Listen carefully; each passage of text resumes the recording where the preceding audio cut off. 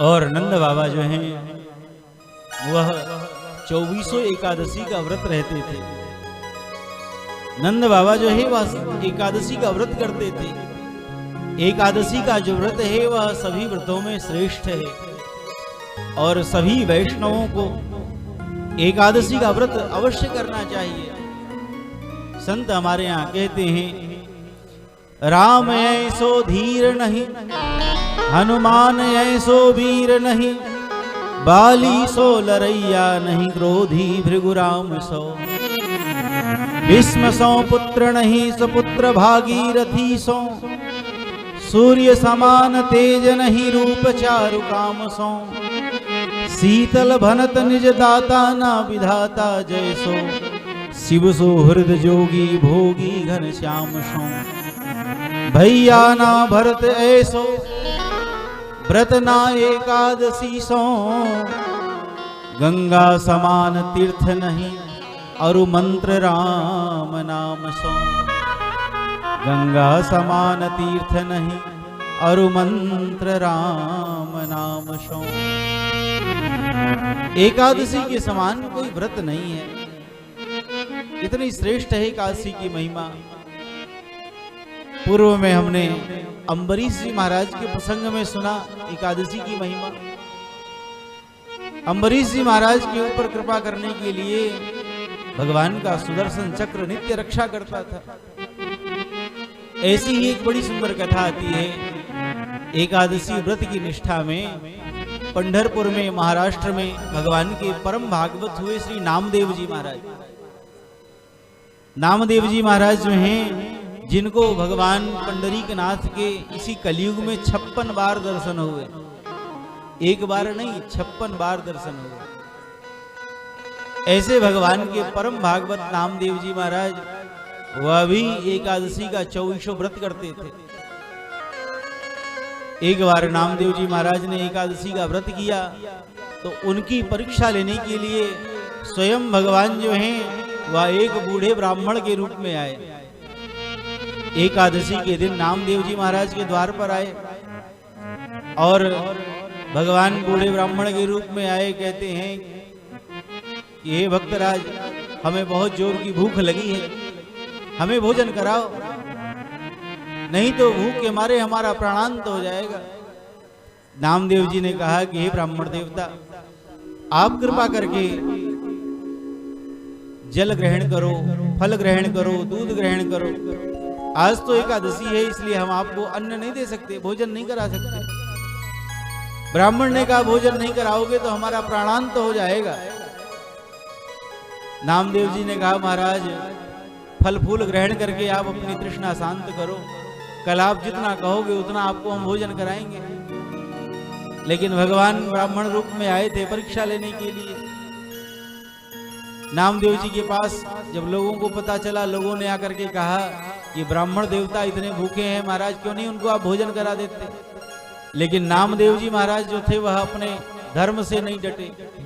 नामदेव जी ने कहा एकादशी है और मैं इनको अन्न नहीं दे सकता, मैं अन्न का दान नहीं करूंगा आज।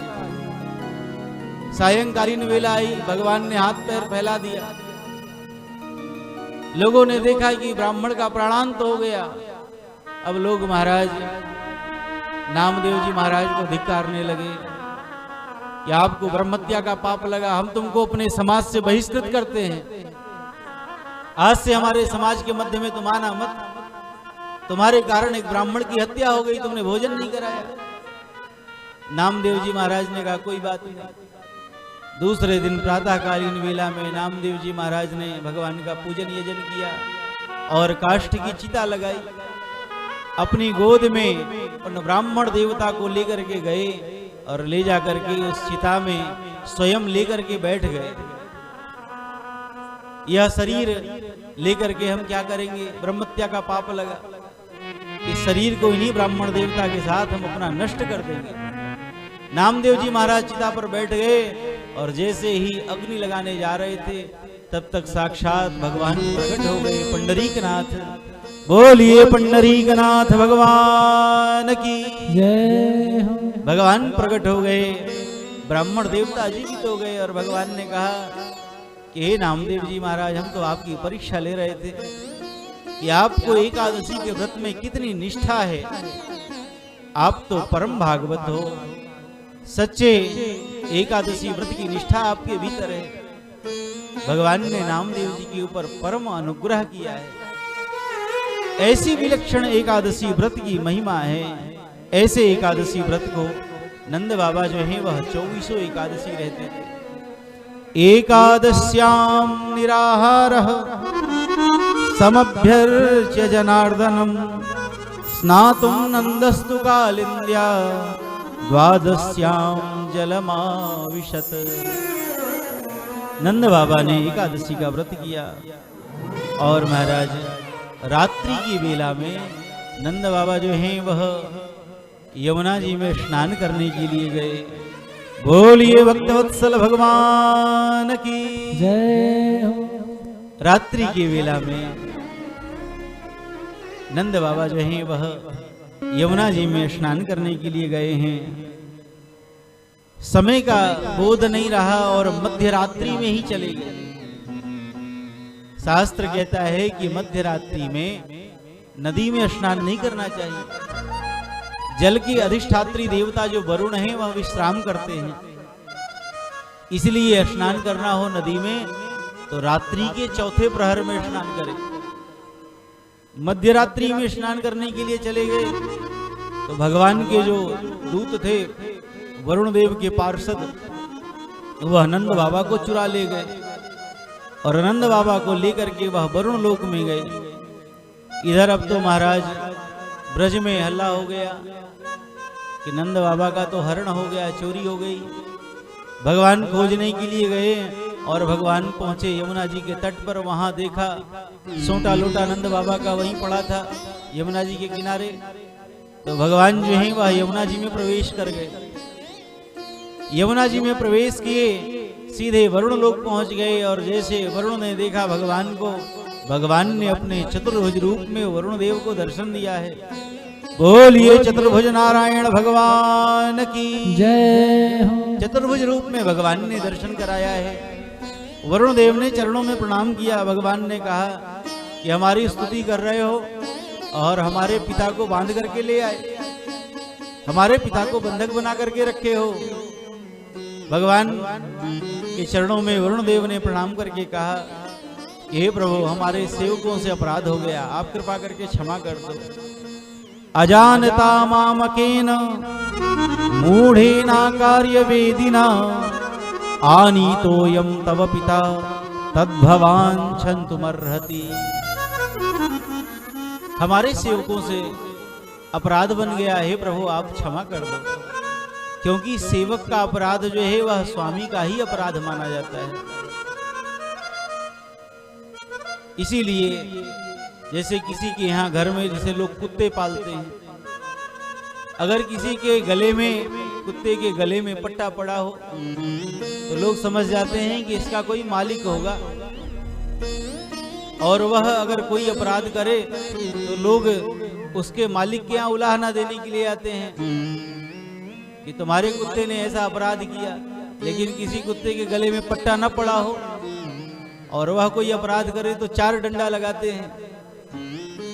ऐसे ही संत वैष्णव कहते हैं कि हम गले में जो कंठी धारण करते हैं भगवान की माला, कंठी प्रसाद, या क्या है? बोले यह भगवान की शरणागति है, शरणागति का चिन्ह है।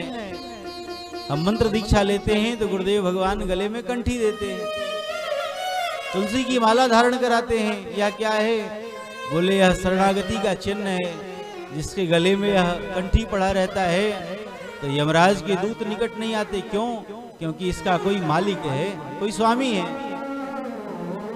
और सेवक का अपराध स्वामी का अपराध माना जाता है।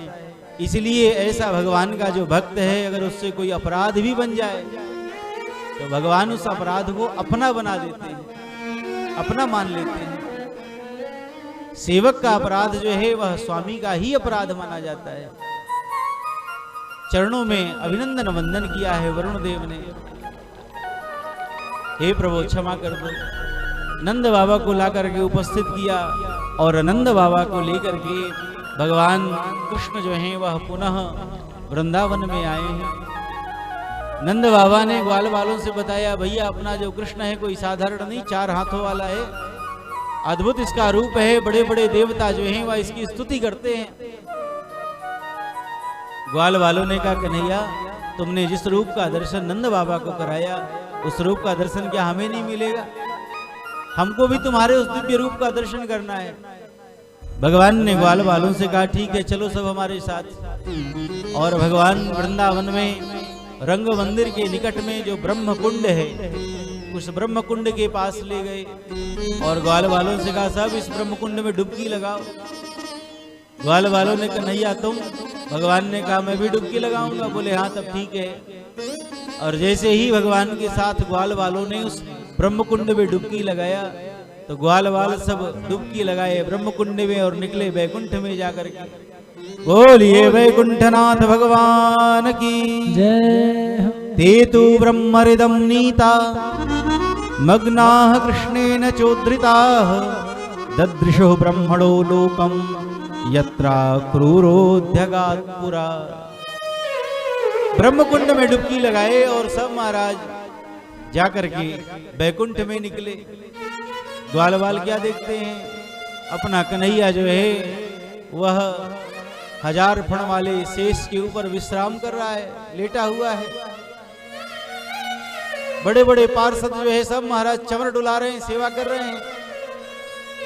तब तक ब्रह्मा जी आए, आकर के चरणों में स्तवन किया। 5 मुख वाले भगवान शिव आए, स्तुति किए।